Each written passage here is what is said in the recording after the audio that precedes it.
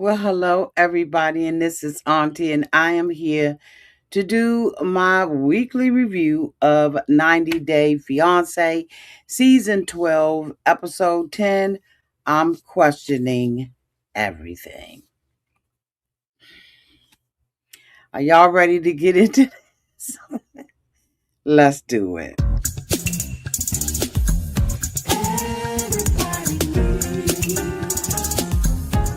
A sweet old auntie. Thank you, subscribers, to my nieces and nephews, and all of y'all who have been here through the long haul. Shall we get into it? Oh, yes, we shall. It's time for Auntie Advice. Sweet old.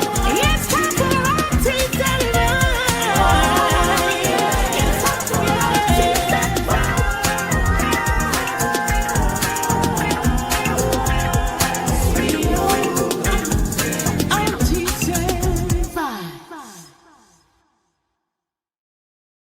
Hi, everybody. Welcome back. And this is Auntie.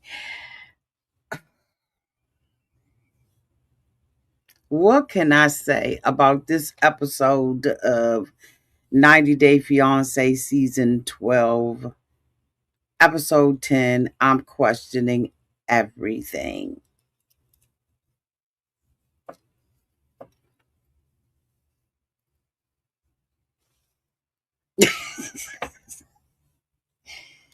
It was so much going on, y'all.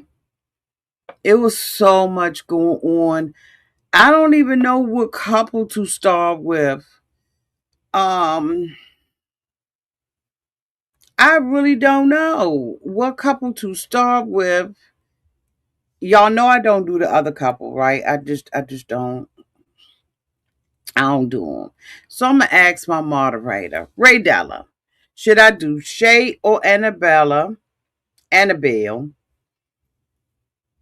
Katie and Josh, Mallory and Razit, Debbie and Mato, or Asia and Maxwell? What couple, Ray Della, should I do first? Let me see. Let me come to the comments where Ray Della is.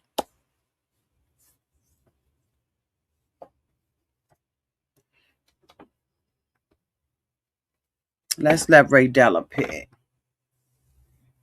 If she heard me. Asia and Maxwell. Thank you, Ray Della. Let's get to Asia and Maxwell. Come on now, StreamYard. I don't know why StreamYard be tripping sometimes, but it do. Okay, so of course we all know that Asia and Maxwell was having a little difficulty at the last time that the two of them got together downtown to the restaurant. And so this week they have resolved their issues. They're back on the same page. And they are now confronting the family.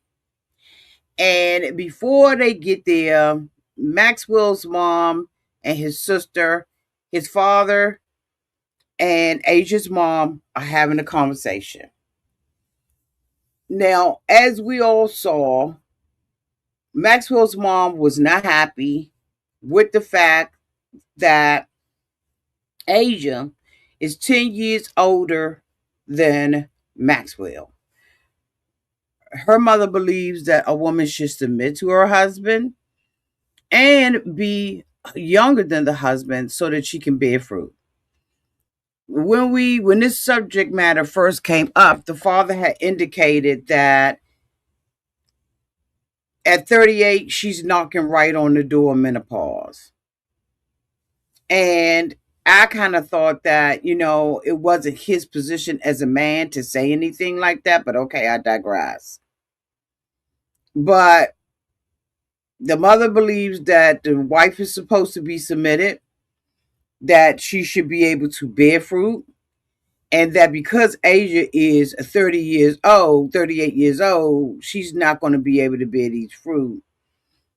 there, and the father wants them to have four children, and Asia had already told them that the two of them had already made a decision that they wanted to. So now we're at downtown to the house, and the daughter has come home, Maxwell's sister. And the mother tells her, "You not gonna believe this, right?" And she's like, "What?" Asia is 38 years old. So the sister is having a fit about it. She indicated that 98% of couples, the man is older than the woman in these relationships. So of course y'all know me. I googled it and researched it. It is not true. It is an old myth that 98% of I don't even know where she pulled that number from. And from what I got back from my research, it's about 55 to 65% of couples, not 98. Now, I don't know if this is a custom in Africa. I've never been to Africa. I can't speak for Africans, but that is not the statistics. I don't know where she got that from, but I was like, okay, let me type this up and see whether or not this is something that's true. Moreover, since I've been coming up over maybe about the last 10 years, 10, 15 years, that has totally changed. These women, right, that are my age are dating younger men now. It is just not something that is, I think, an issue here in the United States.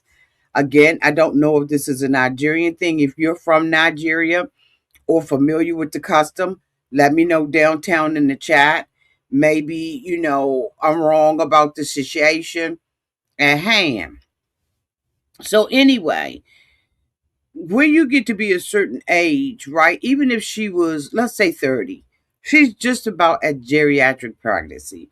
I told you all that I had my child late in life, and I was considered it was considered a geriatric pregnancy. Some people say that it starts at the age of 35 medically, but I wasn't 35 when I had my baby, and I was considered in a geriatric pregnancy.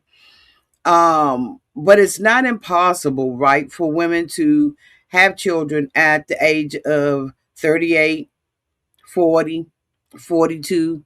People are having babies later on in life. And so she's upset about this, and the mom is not understanding any of this. So next time we see them, Asia and Maxwell are coming in and they got snacks, and the family is sitting around and having a conversation, right?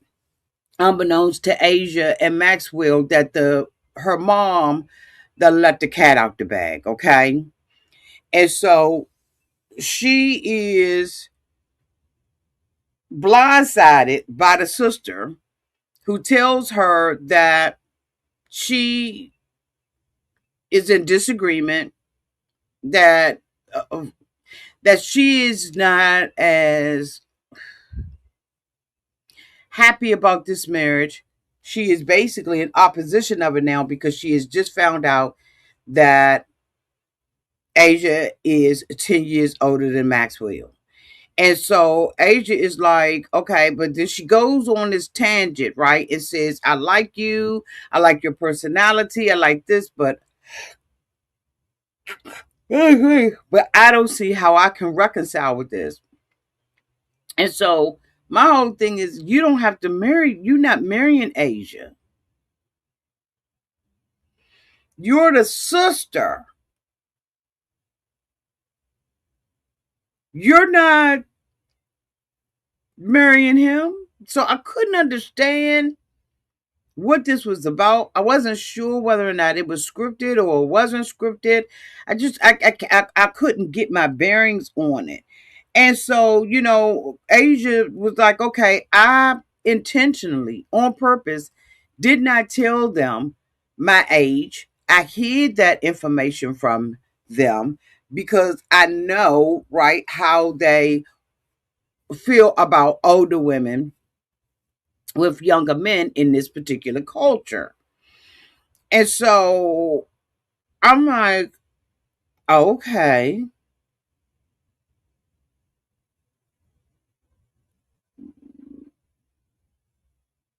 Hey, sometimes omission is sin.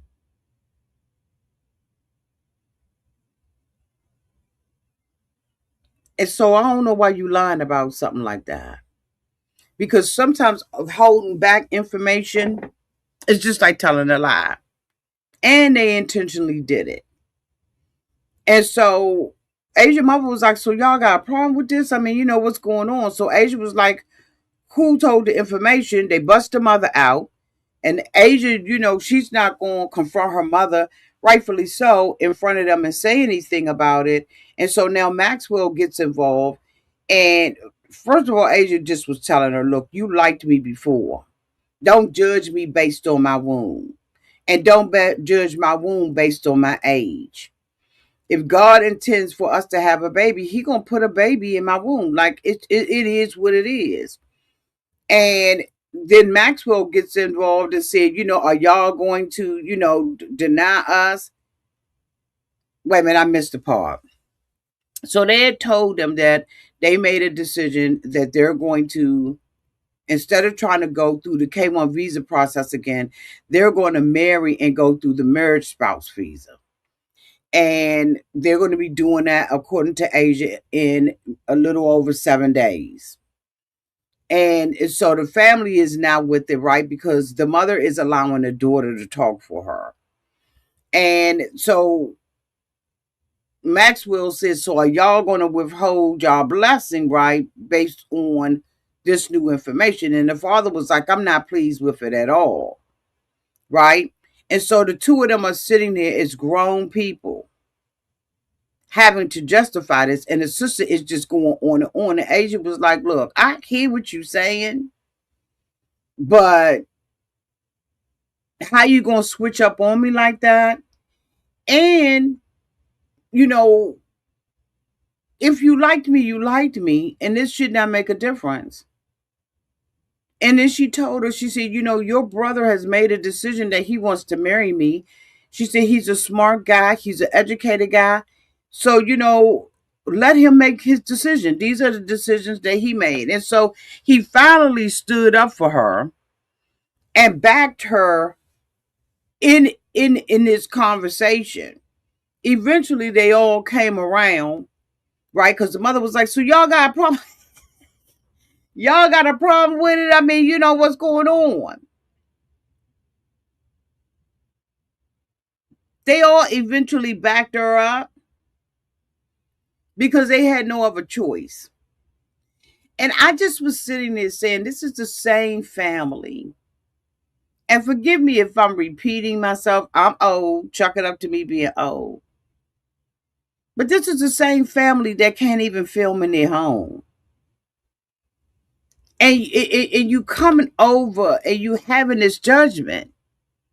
And the mother basically, Asia's mother basically was like, Asia said, he's intelligent. He's able to make his his own decisions. He basically was like, he's able to make his own decision. And the mother was like, he a grown man. He a grown man and he gets to make his decisions and make his choices. And that's it. Eventually they came around with it because I think that the ultimate goal is for him to is for him to come to America. I basically think that about all these couples. I don't think there's one couple that I really believe. Now, Thomas and Paula, y'all know I ain't been covering them. And I don't regret it. And I apologize to those of you all who do want to hear some insight. Okay, so next week I'll catch up and I'll cover Thomas and Paula. But I just be fast forwarding through them because I just was like, they don't really have no issues. And I think that the issues that they have are minored or probably produced. And so that's why I just have not, they're just very, very boring to me. And you know what, back in the day, that's what we had. We had boring couples. So I guess I probably should get with the program and just cover them anyway. But I just have been completely bored with them. Anyway, they're going to go ahead and get married. They got the family blessing on it now. And the mother, started talking sideways out of her mouth. And now she's with she's with it. And I'm like, okay, this is completely and totally confusing. The next person that I want to talk about is Katie and Joseph. Now, there's been a debate down in my comment section on whether or not certain things are a sign of OCD and certain things are not, right? I think that we all have our thoughts about whether or not Katie has OCD or if it's something more. And so I have been watching Katie for like the last couple of weeks with her tics.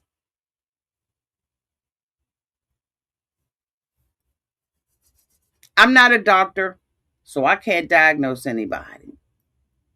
But this week, not only did Katie give us the tics, she was giving us the sounds. The uh.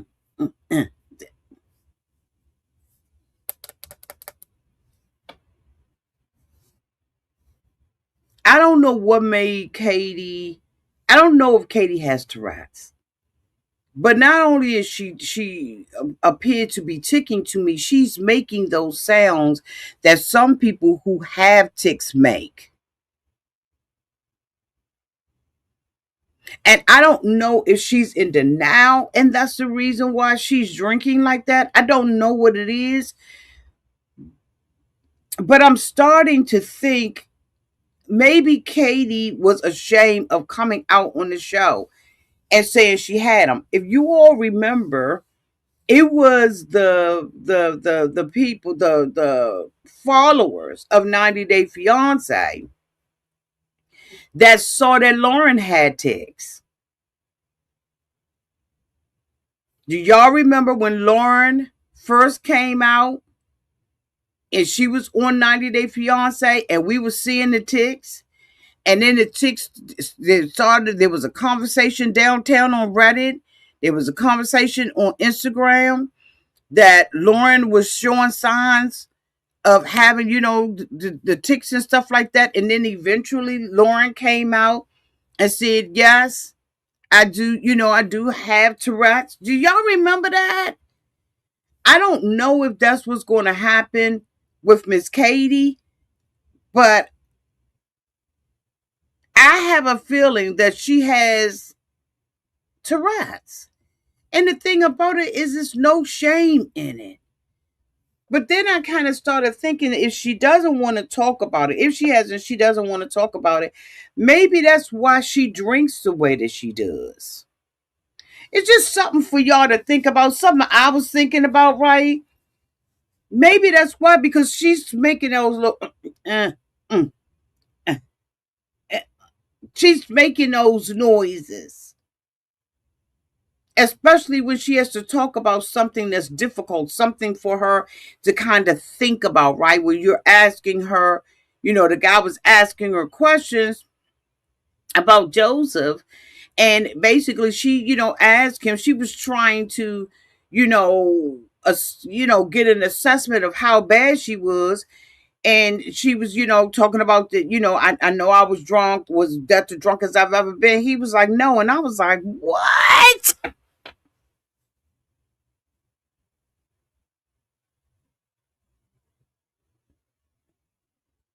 She's been drunker than that? What we saw?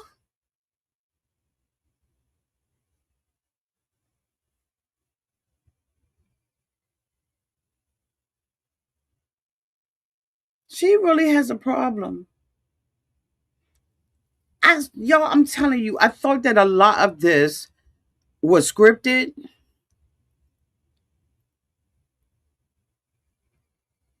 He said she's been two or more. She said because of her OCD, she makes a decision to not want to do something. She tells herself she's not going to do it. And the stress of it make her do it.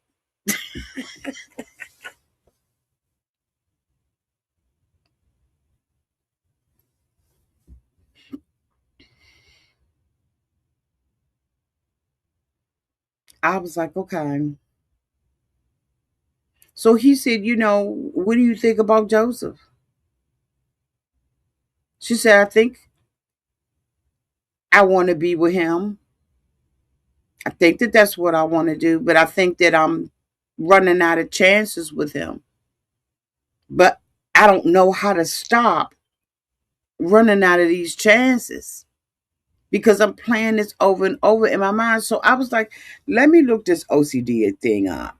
Let me see if I can find out what I found out about. Oh, let me see if I can do a search real quick. Hold on, because I researched it. Y'all know I'm always looking, right? Um, I said, does OCD make you want to go around and kiss everyone, specifically your friends? So it says generally no. OCD, obsessive compulsive order disorder, does not make someone want to go around and kiss everyone. OCD is characterized by obsessions, intrusive, unwanted thoughts, images, or urges that cause distress. Compulsions, repetitive behaviors, or mental acts performed to reduce that distress. It is important to distinguish between having an intrusive urge and wanting to do something. For example, someone with OCD might experience the following: an unwanted thought, like what if I suddenly kissed a stranger? A fear that they're secretly attracted to someone, or a disturbing image of behaving in an inappropriate way. These thoughts are also ego dystonic, meaning they conflict with the person's values and desires. The person is often horrified by them and may spend a great deal of time trying to suppress them, seek reassurance, or to avoid the situations where they fear that they may act out. By contrast, if someone genuinely enjoys or repeatedly seeks out kissing many people or having multiple partners, that's generally not explained by OCD.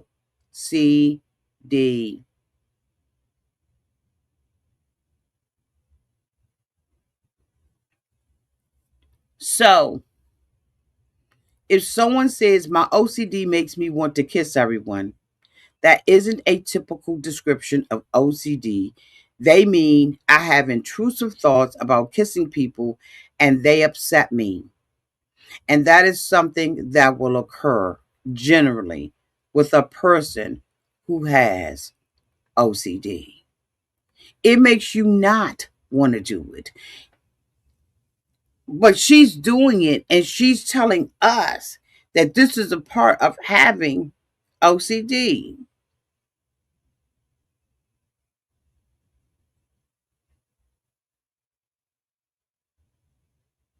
She wants to do this, but she does this under alcohol so that she can blame the alcohol. This is just my opinion. Again, I'm not a clinical doctor. None of it. Just my opinion. But she's messing up her relationship with Josh so that she can do what? Kiss everybody, all her friends? Moreover, she's worried about her intrusiveness in other people's space. She's worried that people are going to cut her off. But the people are going to cut her off because this is something she could probably manage. If I'm around somebody who has OCD, I'm not going to stop being around them because they keep, like checking a bottle over and over to make sure that they got the top on it. I'm not going to even not be with myself when I'm constantly, I told y'all what I be doing. This is just not, it's not it. And the guy's like, look, she even knows I'm going to destroy my relationship with Josh if I don't discontinue this. I think she's very awkward. And when I saw her running, because y'all know she's been advertising that she's in this running club. And when I saw her running, I was like, she's not even bending like her knees. Like, when you generally running and stuff, you building your knees and, your ankle and your feet together. She was like kicking and waddling like a duck when she was running with him. She wasn't even flexible. She don't want to lose Josh. She said she don't think. He asked her, do you think that you're ready for marriage? She said, I don't think that we're ready for marriage, but if we're going to do it, we might as well do it now.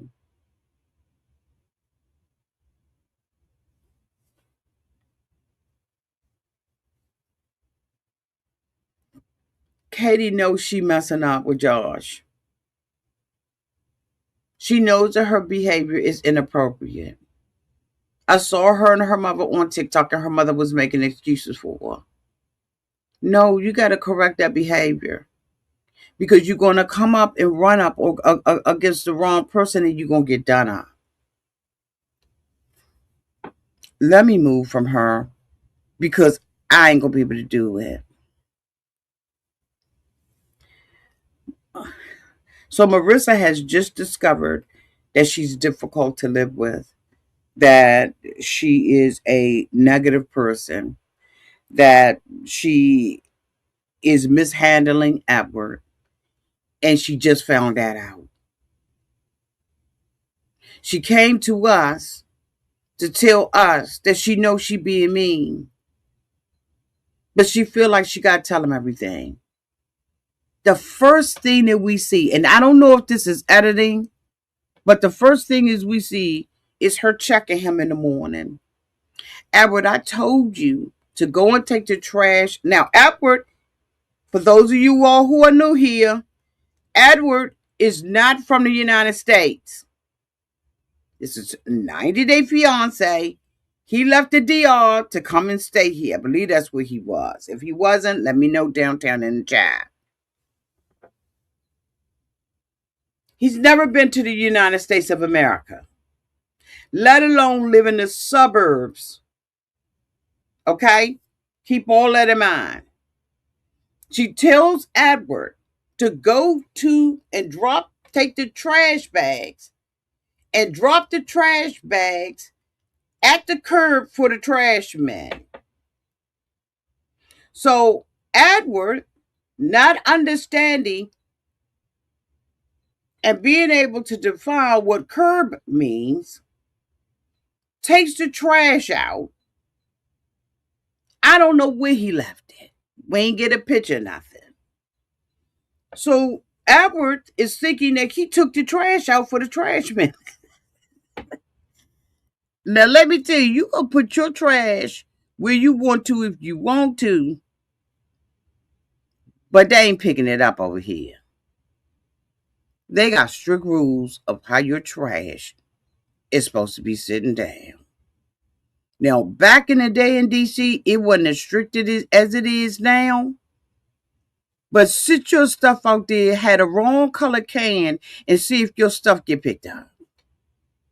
Okay. So she's like, I told you to go and take the trash out to the curb. He's like, okay, I did take the trash out to the curb. She said, you got it out there. It looks a mess. Why would you put the trash out there? I shouldn't have to tell you everything. You're not man enough for me. You're not this, you're not that. He's like, I don't. She said, do you know what the curb mean? He like, I thought that you meant, she said, I mean the curb. He's like, I thought you meant the curve. Like, he doesn't know. But she's saying, I need you to be a man, and I don't need to tell you this. But the man is here in the United States. This is probably the first time he's ever put the trash on the curb. It's unreasonable to not understand that, number one, y'all got a language barrier. Number two, what we call the curb, they may call at the end of the road. But then she's saying, I don't have the patience to deal with them.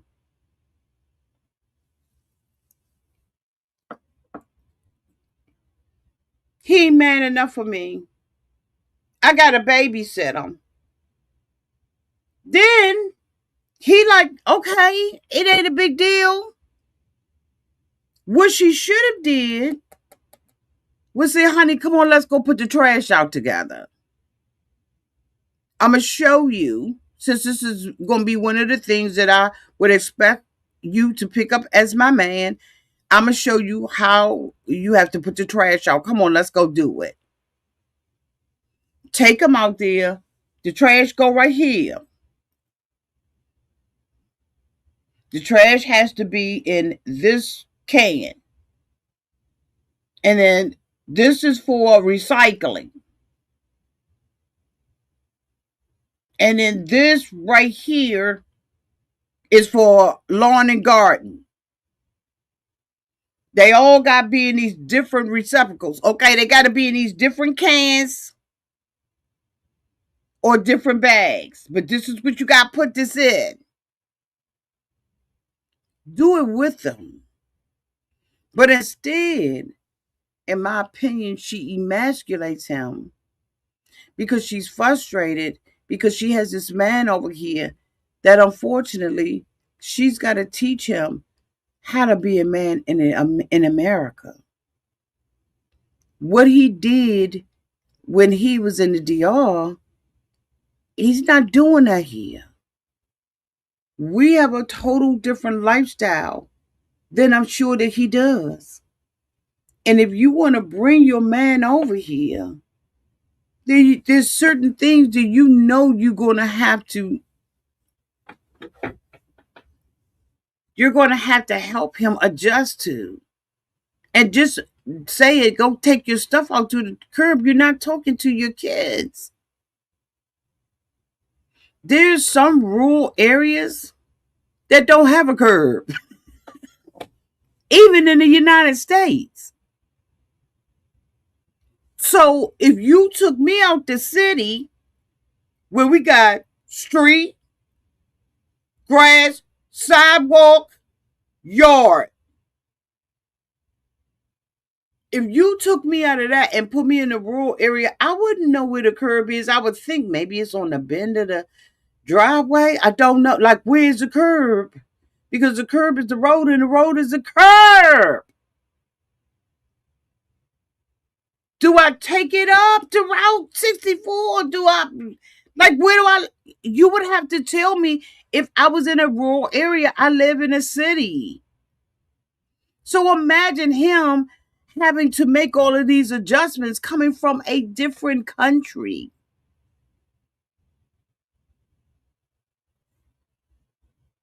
Nobody sits there and be like, oh, by the way, I know we having dinner, but where do we put the trash outside and what day is trash day? So she knows that she's being mean with him. She has a meeting with her mother and tells her mother that she knows she being nasty. And the mother was like, okay, so then make the adjustment. You need to change. Well, he won't say anything to me. I want him to be man enough. Like she's acting as if, she wants him to, what I'm saying? To show his masculinity, he's got to be hard. He's got to, snatch her around and all. Like, no. So now she wants him to argue with her. I want him to stand up for himself. What does that mean? Because if he stand up for himself too much, you're going to be calling 911. So why would you even ask for that? Because you don't know whether or not he's going to be able to revert back. Like, why would you ask for that?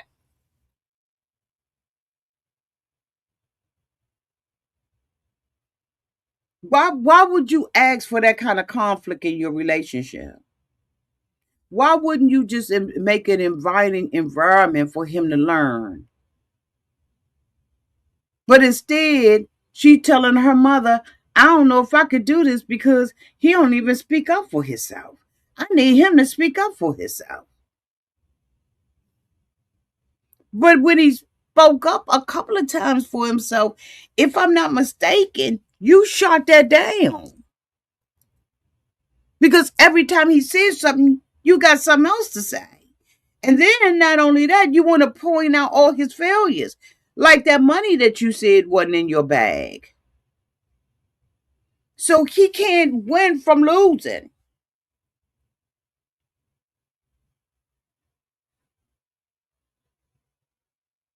Then she decides to have a meeting with him and tells him, I need you to express how you feel. It's not bad enough for me to talk down to you about the things that you do, but now I want you to become vulnerable in front of me. These are my opinions. Now I want you to become vulnerable in front of me. Tell me all your secrets so I can crush those too. Y'all, seriously, that's how I feel that conversation on the grass was. She had a conversation with him, y'all, that didn't see it, on the grass. And she was, talking to him, having this conversation and stuff like that. And she wanted him to be vulnerable and to tell him how he felt about things, right? And so, he tried the shit. And the next thing you know, child, she tore him down. The man that got up, she told him, there are days when I wish you weren't here and I ain't do this. And I don't think I'm going to be able to do this. So it feels like you use that as a weapon. She's telling him, we need to have these tough conversations, but all your conversations are tough. So he's not getting a break. He's not getting a break. She got to do better. It's unbelievable. She's got to do better. She has to. Mallory and Razit. Razit is just a mean person. Okay, so let me, because I pulled that up. Now, since we've met him, he has been on Brady. He does not like Brady because he says, based on, let me find it right now. Let me find it right now. He has been saying that he doesn't like Brady because of his Turkish background. They do not, Turkish men do not entertain men who have dated their previous a previous lover of theirs. It had been worrying on me so bad because I just was like, Raz is just a nasty person. He just doesn't like Brady. He never gave him a chance in the beginning. His girlfriend, who a couple of weeks ago, the two of them rode past the accident site where she had her life-changing accident, where she got all of this money as a payout, right, for almost losing her life or at least mobility. The man who was in her corner, her friend, who was in her corner, happened to have a relationship with her at one time in their life. Okay, that's over. She's now gone to Turkey. She's met him. She brought him to the United States. This is who she's trying to make her husband. She told him that he's not going anywhere. Brady's not going anywhere. He is going to be in my life forever. And he's saying, I'm sorry, based on my culture, this is not something we do. My culture, my culture, my culture. So I look up, what is the culture?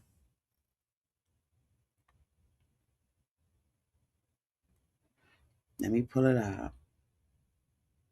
Is it customary, is my question, in Turkey for current boyfriends to hate and disrespect former boyfriends or spouses? A big, flat, capital, bolded no. It is not customary in Turkey for a current boyfriend or husband to hate or disrespect a woman's former boyfriend or ex spouse simply because he is an ex.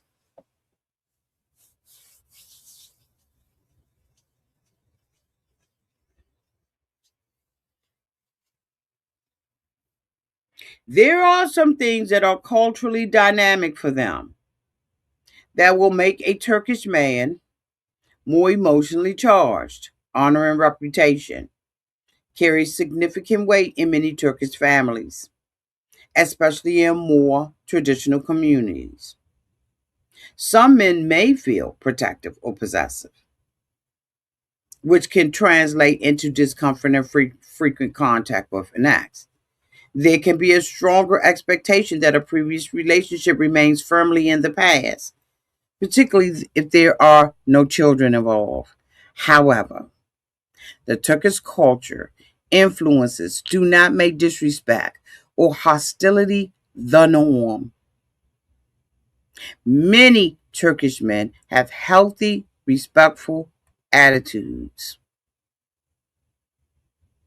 It says the behaviors are generally considered individual personality or relationship issues, and that Turkish people love having the reputation that they can and will befriend.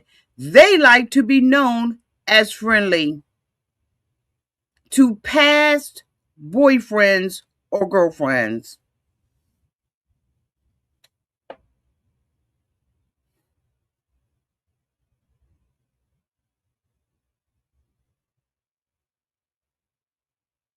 It's not their custom. It's not their custom, y'all. They say they take pride in being able to continue relationships with an ex. That is one of the things that they are most proud of. Is their camaraderie and the relationships they have one towards another. But he wants us to believe that it's his custom to come over here and disrespect Brady. He's saying it's his custom for them not to have anything, no affiliation. That's not what the research says. It says that Turkish men are very proud of being able to make friends and maintain relationship with their significant other exes. So where did Raza get this from? And why would he come over here? Moreover, when I did a search, guess who name came up? Let me tell you how the name came up.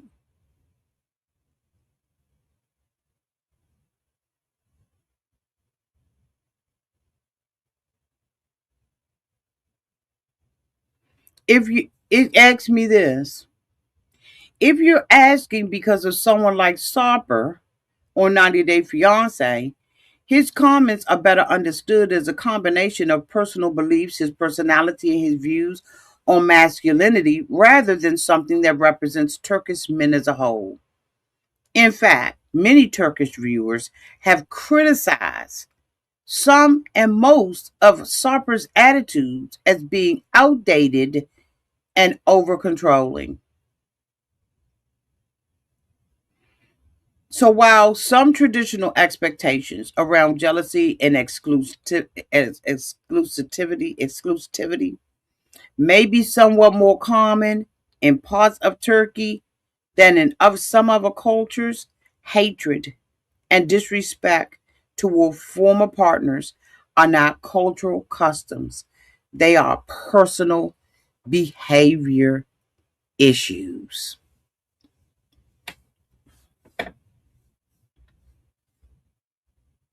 It's a lie. He just don't like Brady. He's jealous and he's intimidated, and I'm sure that he feels that Brady is standing in the way of him getting that good old American green card. That's my opinion.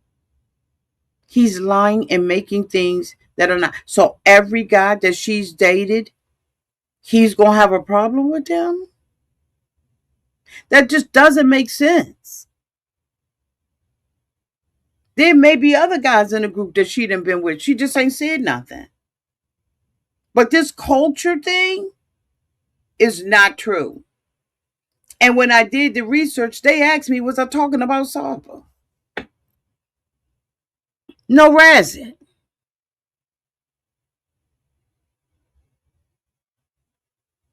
He just don't like the man. But Brady said, I'm coming to be an advocate for you. She's telling this man, he saved my life. I don't have family here. He is my family. And he want to disrespect them. He could only do that on TV. Because I think that if he was not on TV with the protection of a production crew, he'd have been got his. He'd have been messed around and found out. Because you don't mess with them boys. He would have been found out. The only thing that's protected him from getting what he deserves is production.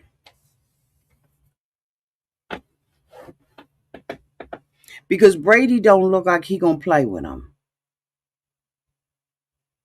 And he look like he is holding his mule. But I disagree with the friends trying to make them work this out. He's telling her basically she's his wife. She got to submit, like on period. So is she married to him? Did she marry him? But she was in Turkey with him. Did she marry him? Because why is everybody referring to her as his wife and she's sitting there talking about a prenup?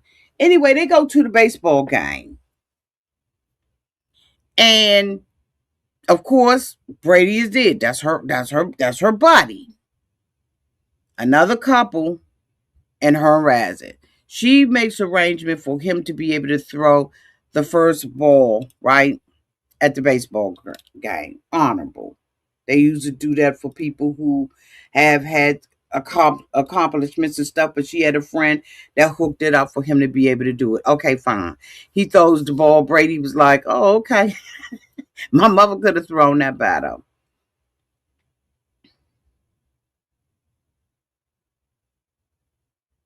He said to his face down. He comes back. Her and her girlfriend get up. They go and get this big long bat full of beer. Like, why do people drink beer like that? Anyway, she goes back to get that. He starts asking a question about baseball. Brady answers it and he disrespects him and say, I don't want to hear nothing really coming out your mouth.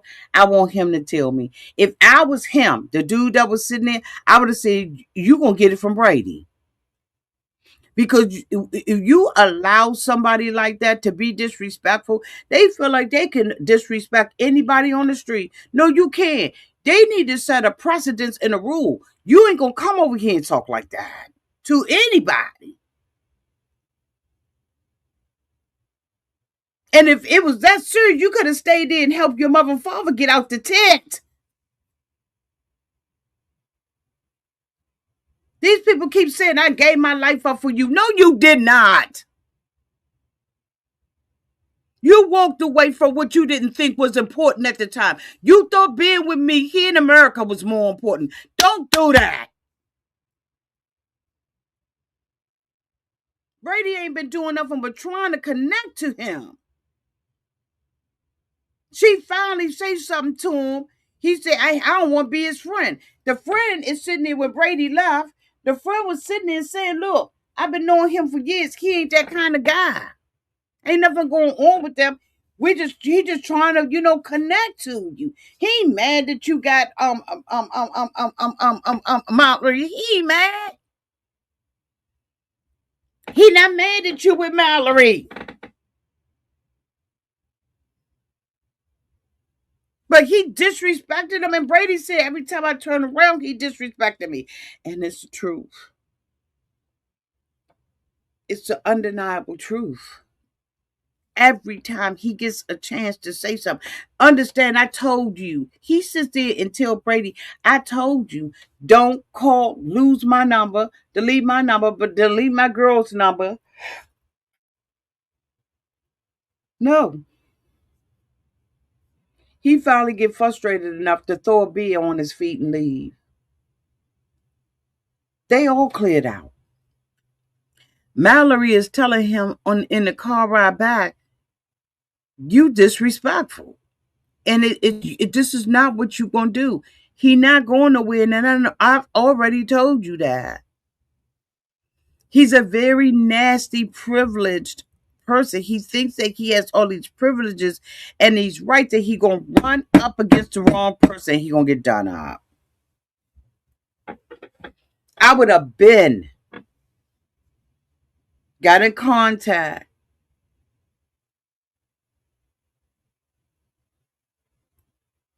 with Dulles Airport because that's where a lot of our international flights fly out, or Baltimore, Washington. And he would have had him a trip going back home.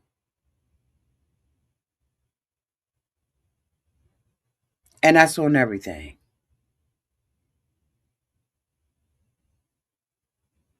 Because here's my thing. When you disrespect one of us, you disrespect all of us. And I feel disrespected every time he show up on the show. These women bring some of the worst men, this is my opinion, to our country on 90 Day Fiance. And the same thing with these men. These people pickers are off. They're off.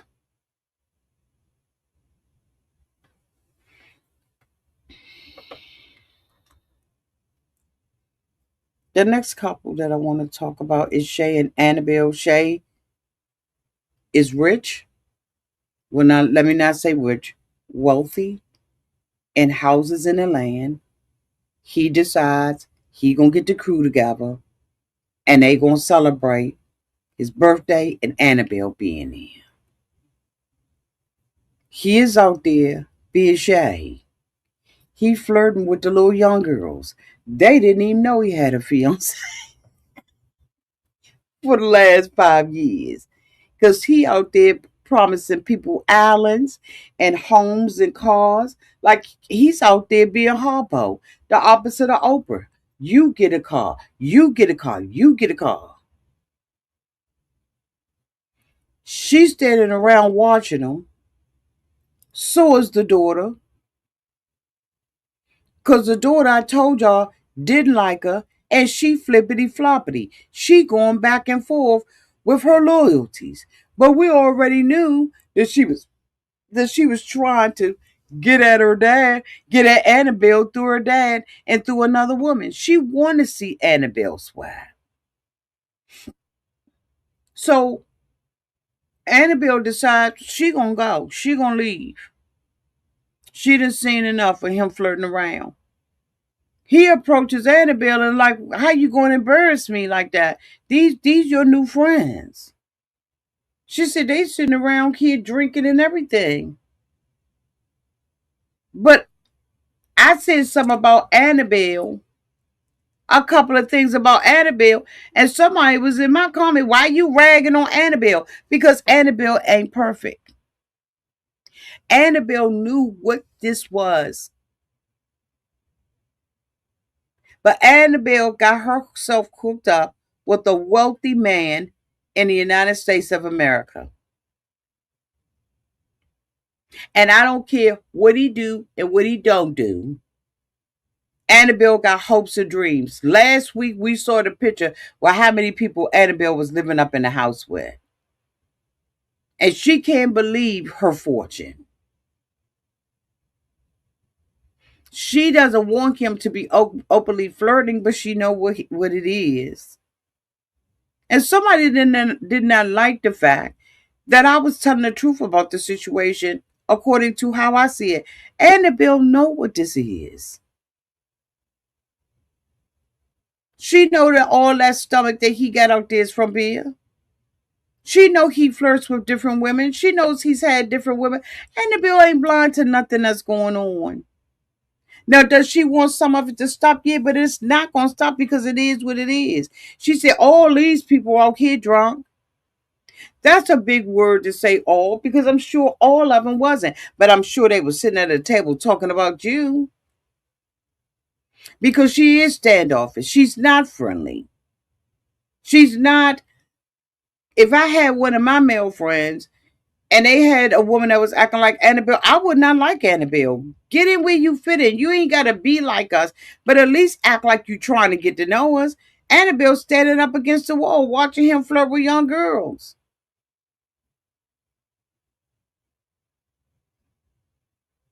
And it says that she's cold and she want to go in by.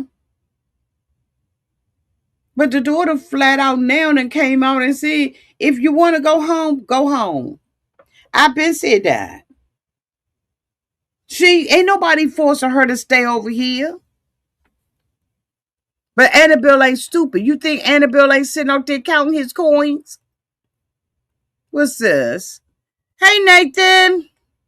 Auntie, I was on Raz's side until this episode. He had no business being that rude to Brandon. Absolutely. I don't know how you was on his side. He's been too rude to Brandon from day one, Nathan. So all the other weeks he was disrespectful to Brandon. You ain't had no problem with it. Nathan, let me leave this comment up here so y'all can see this comment. He was on his side.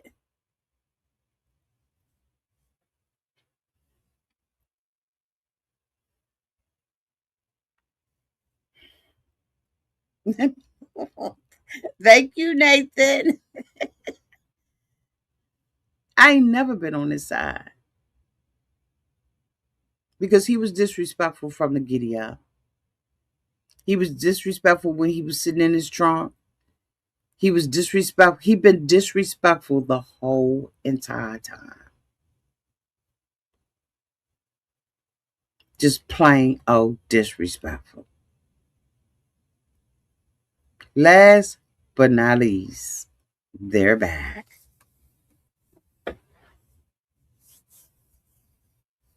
I'm going to say some things that I'm sure some of y'all probably not going to like.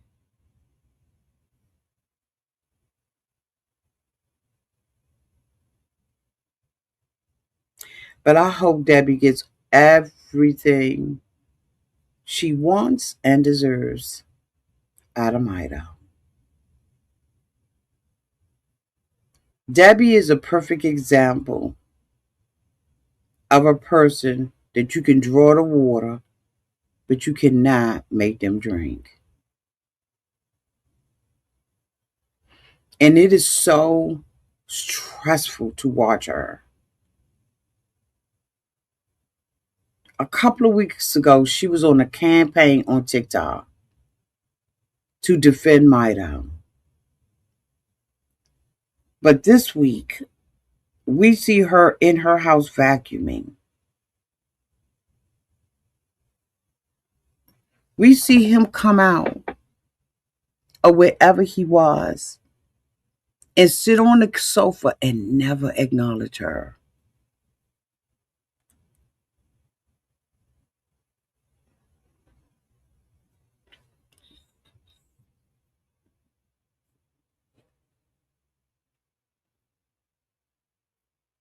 He reminds me, his disdain for her reminds me of Mohammed and oh my God, what was her daggone name?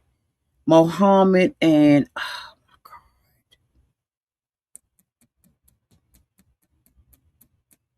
why can't I think of her name?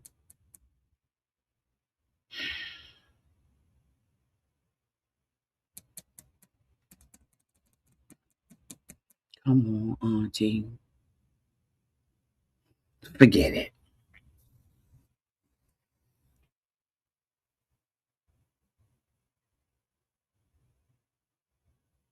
She comes out, he don't even say good morning.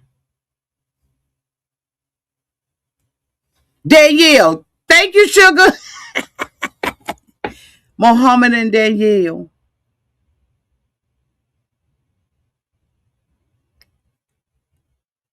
Mohammed was not attracted to to Danielle in the least bit.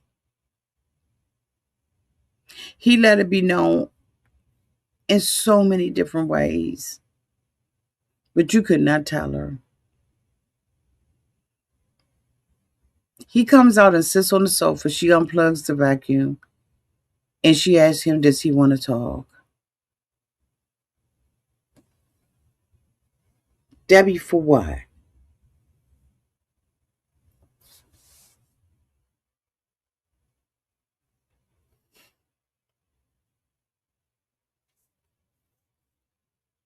She says, let's go to the park and talk.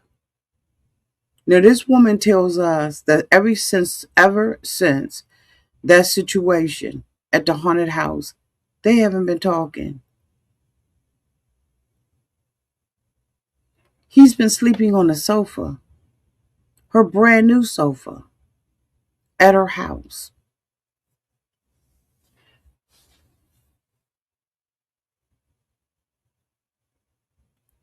She, she puts him in a car. They drive to the park. Debbie comes out her mouth and said, are you ready to talk? Debbie, it wasn't his idea to talk. He basically sits there and blames her for everything that has happened. He wants her to kiss his behind. He has taken no responsibility for his actions. And she's saying she needs him to change. No, you don't. She said, I know that you love me. He said, you do? She said, yeah, I know you love me because you would not have done everything that you did to get here if you didn't love me. He said, I'm glad you know I love you, basically. Girl, he is basically saying, I don't love you, but I'm glad you think I do.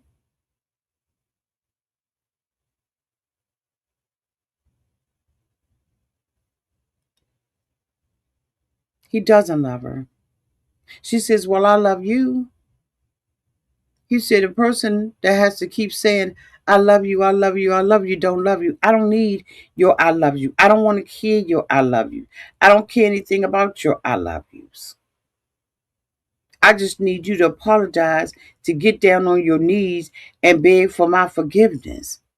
And then I need you to act right and do right. I need you to be behind me, support me, kiss my whole entire behind. That's what I need you to do. But she tells him, you would not have left everything to come here if you didn't love me. But then in a conversation with her daughter downtown to the nail shop, she says that she's been in this relationship with this man for 6 years and he's never told her he loves her. But she doesn't want to throw it all away.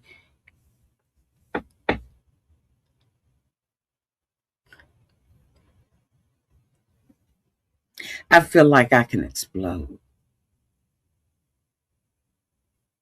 I feel like I'm ready to combust.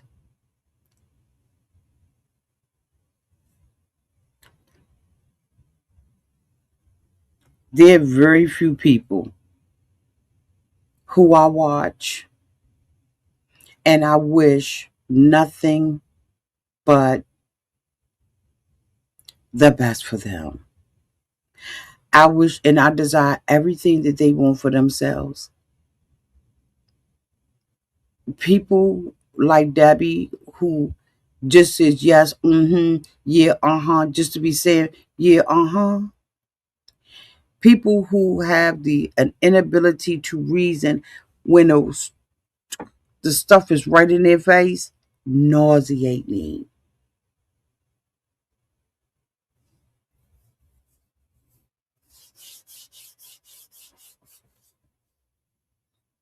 She says she needs time. She told her daughter came into the room and spoke. Hello, everybody. Her mother looks up and speaks, and he don't speak.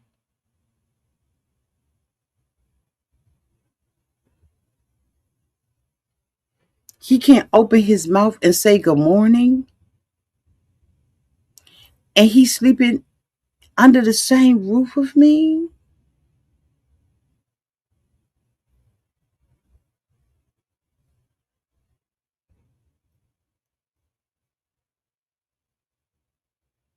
And Debbie didn't snatch his wig and say, speak, open your mouth up and say good morning. A dog will wag his tail, my doe. You gonna speak to my daughter and you not gonna be a rude mother.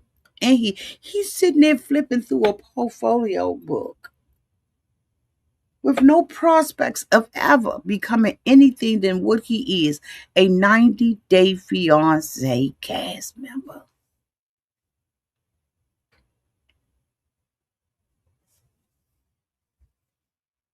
He is so disrespectful that every man, you know what? You two gonna get me for saying that.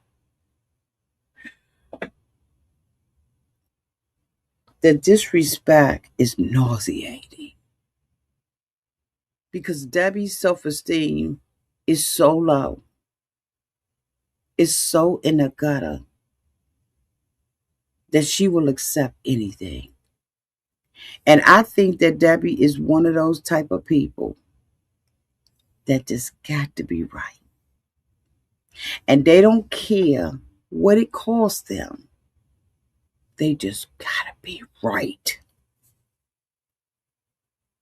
I am determined to show you that I am right. He loves me. Even though he ain't told me in 6 years, that man loved me. Because he wouldn't have did all this for a green card. He wouldn't have taken the opportunity of meeting me, having me think that he's in love with me, come over to the United States, not for me before a green card. He wouldn't put his dreams above love or fake love. He wouldn't do that. Delusional, strange, and weird that Debbie is to me. Because I would hope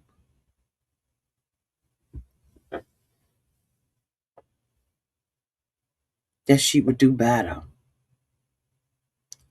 Even her daughter is at the nail shop biting her tongue because she says, what I want from him is a proposal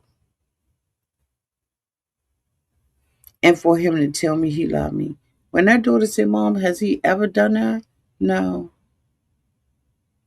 but I need time. I think that he's just immature. No, mm, no. hmm He's immature, but he's smart enough to con you. He's mature enough to con you. He doesn't listen to anything she says. He got a quick response back for it and guarantee you it's gonna always be nasty, sarcastic, and just demeanor. But she's sitting on TikTok and asking us to leave him alone. Did not say nothing mean about Mido. She said no, Mido didn't come over here for the green card. Please don't be mean to Mido.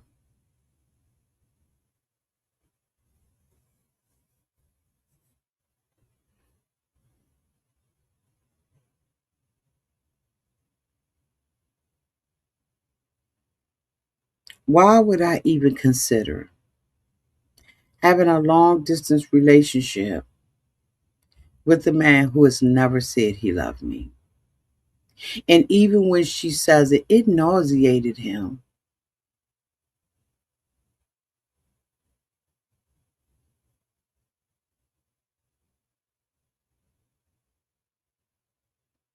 But she's blowing smoke up her daughter butt.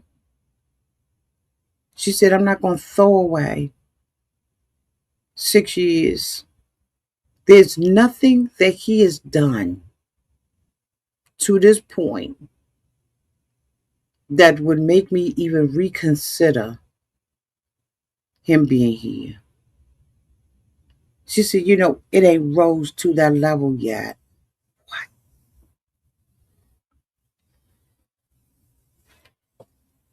He sat there and jumped up in your girlfriend's face.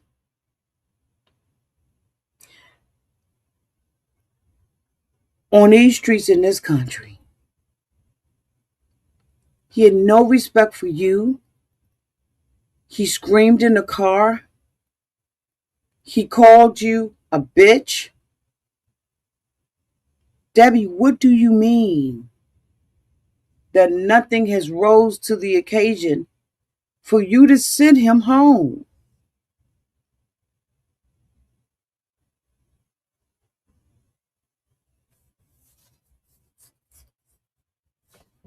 I want, Debbie, I want exactly what you want. Everything you desire, I want you to have that. Mm-hmm. Because everybody around you, including your daughter, you've allowed this man to disrespect. All in the name of someone who ain't even said they love you. Everybody in your life he's disrespected. The first time meeting your girlfriends, he disrespects them, yells at them, and calls you a bitch. I said, I can't, I ain't gonna do it. So if Mido, and I hate to say this, if she got to take care of Mido for the next 20 years,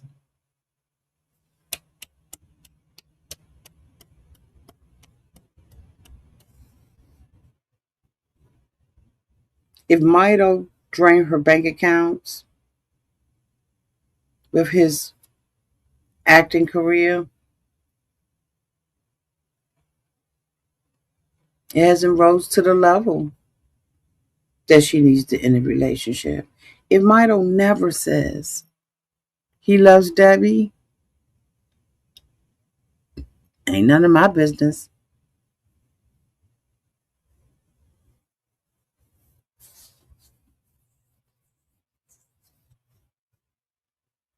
I don't know what has made Debbie's self esteem, self respect. I don't know what made it go down the toilet, but the daughter said, this is a pattern. This is what you've done before. She's delusional to think this man loves her, in my opinion. It's disgusting.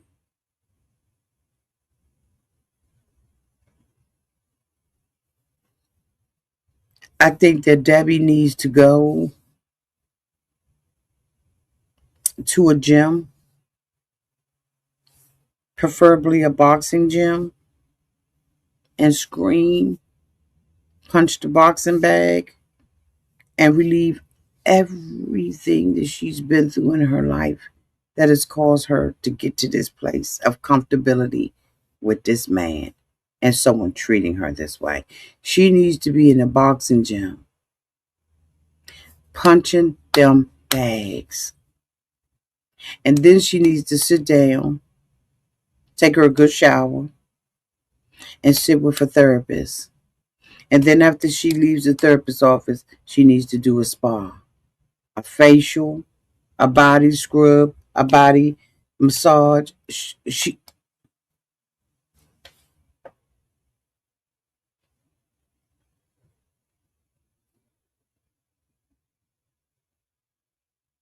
She definitely reminds me of Danielle. And she reminds me of Nicole with Ozon. Luckily for Nicole, Ozon never came here. Thank you so much, Defying Glory, for the $2 super sticker. Thank you, boo. Appreciate you.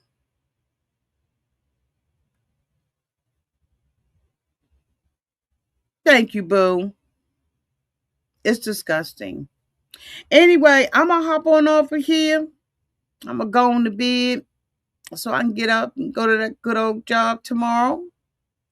Thank y'all so much for being here. And thank you for turning on your notification. First of all, thank you for subscribing. And thank you for turning on your notification bells so that every time I go live, you go live with me. And I'm really, really, really at a place where I'm so appreciative to y'all. Members, we will be live tomorrow. Make sure you got those notification bells on as well. Thank you, Ray Della, for moderating the room. Thank you, Nathan, for being a member for 33 months. And thank you so much, Define Glory, for the $2 super chat. I love y'all. And until we meet again, y'all, please be safe out there in those streets and in the water. Bye, y'all.